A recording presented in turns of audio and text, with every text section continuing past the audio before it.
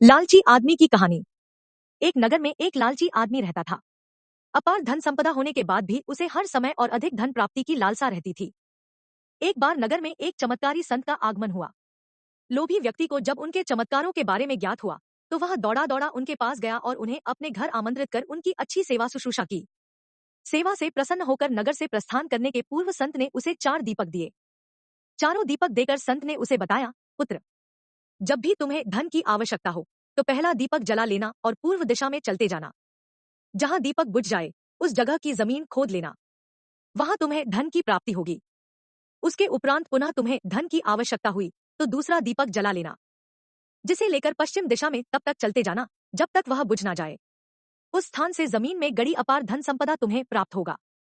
धन की तुम्हारी आवश्यकता तब भी पूरी ना हो तो तीसरा दीपक जलाकर दक्षिण दिशा में चलते जाना। जहां दीपक बुझे वहां की जमीन खोदकर वहां का धन प्राप्त कर लेना। अंत में तुम्हारे पास एक दीपक और एक दिशा शेष रहेगी, किंतु तुम्हें न उस दीपक को जलाना है न ही उस दिशा में जाना है।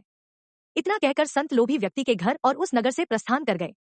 संत के जाते ही लोभी व्यक्ति ने पहला दीपक जला लिया और धन की तलाश में पूर्व दिशा की ओर चल पड़ा। एक जंगल में दीपक बुझ गया। वहां की खुदाई करने पर उसे एक कलश प्राप्त हुआ। वह कलश सोने के आभूषणों से भरा हुआ था। लोभी व्यक्ति ने सोचा कि पहले दूसरी दिशाओं का धन प्राप्त कर लेता हूँ, फिर यहाँ का धन ले जाऊंगा। वह कलश वहीं झाड़ियों में छुपाकर उसने दूसरा दीपक जलाया और पश्चिम दिशा की ओर चल पड़ा। एक सुनसान स्थान में दूसरा दीपक बुझ गया। लोभी व्यक्ति ने वहां की जमीन खोदी। उसे वहां एक संदूक मिला जो सोने के सिक्कों से भरा हुआ था। लोभी व्यक्ति ने वह संदूक उसी गड्ढे में बाद में ले जाने के लिए छोड़ दिया। अब उसने तीसरा दीपक जलाया और दक्षिण दिशा की ओर बढ़ गया। वह दीपक एक पेड़ के नीचे बुझा। वहां जमीन के नीचे लोभी व्यक्ति को एक घड़ा मिला जिसमें हीरे मोती भरे हुए थे। इतना धन प्राप्त कर लोभी व्यक्ति प्रसन्न तो बहुत हुआ, किंतु उसका लोभ और बढ़ गया। वह अंतिम दीपक जलाकर उत्तर दिशा में जाने का विचार करने लगा, जिसके लिए उसे संत ने मना किया था। किंतु लोभ में अंधे हो चुके व्यक्ति ने सोचा कि अवश्य उस स्थान पर इन स्थानों से भी अधिक धन छुपा होगा जो संत स्वयं रखना चाहता होगा। मुझे तत्काल वहां जाकर उससे पहले उस धन को अपने कब्जे में ले लेना चाहिए। उसके बाद सारा जीवन मैं ऐशो आराम से बिताऊंगा। उसने अंतिम दीपक जला लिया और उत्तर दिशा में बढ़ने लगा। चलते चलते वह एक महल के सामने पहुंचा। वहां पहुंचते ही दीपक बुझ गया। दीपक बुझने के बाद लोभी व्यक्ति ने महल का द्वार खोल लिया और महल के भीतर प्रवेश कर महल के कक्षों में धन की तलाश करने लगा। एक कक्ष में उसे हीरे जवाहरातों का भंडार मिला, जिन्हें देख उसकी आंखें चौंधियां गई। एक अन्य कक्ष में उसे सोने का भंडार मिला। अपार धन देख उसका लालच और बढ़ने लगा। कुछ आगे जाने पर उसे चक्की चलने की आवाज सुनाई पड़ी। वह एक कक्ष से आ रही थी। आश्चर्यचकित होकर उसने उस कक्ष का द्वार खोल लिया। वहां उसे एक वृद्ध व्यक्ति चक्की पीसता हुआ दिखाई पड़ा। लोभी व्यक्ति ने उससे पूछा, यहाँ कैसे पहुंचे बाबा? क्या थोड़ी देर तुम चक्की चलाओगे? मैं जरा सांस ले लूं, फिर तुम्हें पूरी बात बताता हूँ कि मैं यहाँ कैसे पहुंचा और मुझे यहाँ क्या मिला। वृद्ध व्यक्ति बोला।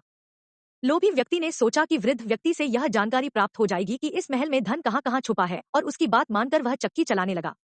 इधर वृद्ध व्यक्ति उठ खड़ा हुआ और जोर जोर से हंसने लगा। उसे हंसता देख लोभी व्यक्ति ने पूछा, ऐसे क्यों हंस रहे हो? यह कहकर वह चक्की बंद करने लगा। अरे अरे, चक्की बंद मत करना, अब से ये महल तेरा है। इस पर अब तेरा अधिकार है और साथ ही इस चक्की पर भी। ये चक्की तुम्हें अब हर समय चलाते रहना है, क्योंकि चक्की बंद होते ही ये महल ढह जाएगा और तू इसमें दबकर मर जाएगा। गहरी सांस लेकर वृद्ध व्यक्ति आगे बोला, संत की बात न मानकर मैं भी लोभवश आखिरी दीपक जलाकर इस महल में पहुंच गया था। तब से यहाँ चक्की चला रहा हूँ। मेरी पूरी जवानी चक्की चलाते चलाते निकल गई। इतना कहकर वृद्ध व्यक्ति वहां से जाने लगा। जाते जाते ये बताते जाओ कि इस चक्की से छुटकारा कैसे मिलेगा।